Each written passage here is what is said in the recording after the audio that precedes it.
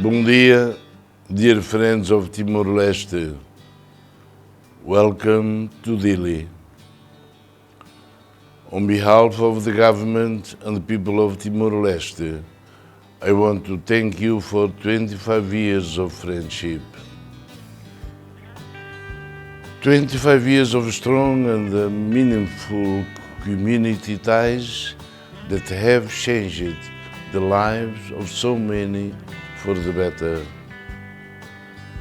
I remember how, back in 2000, even before the formal restoration of our independence, 3 friendship groups were initiated by local councils in Victoria: Friends of Ocau, Friends of Aileu, and Friends of Suai Covalima.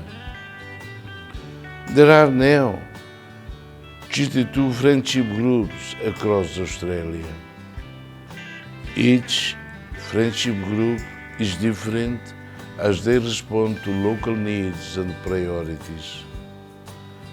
Ballarat Friends of Primeiru has funded a playground, provided hospitality and tourism training and scholarships. Friends of Bahia, supported by the Stonington Council, has provided annual scholarships for secondary, university and technical students for nearly 20 years. Friends of Lolotoi, supported by the MT Alexander Shire Council, at the local community's request, provided vocational training in chicken, fish and pig raising. Friends of Osu, supported by the Willoughby City Council, has delivered clean water through tap stands to hundreds of households. Geelong Vikek Friendship Schools built schools, toilet blocks and kindergarten and an IT center.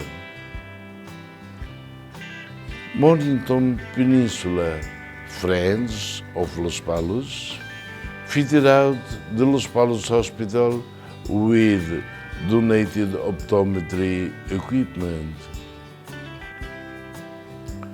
These are just a few examples of the activities supported by these groups and the many other friendship groups in Australia.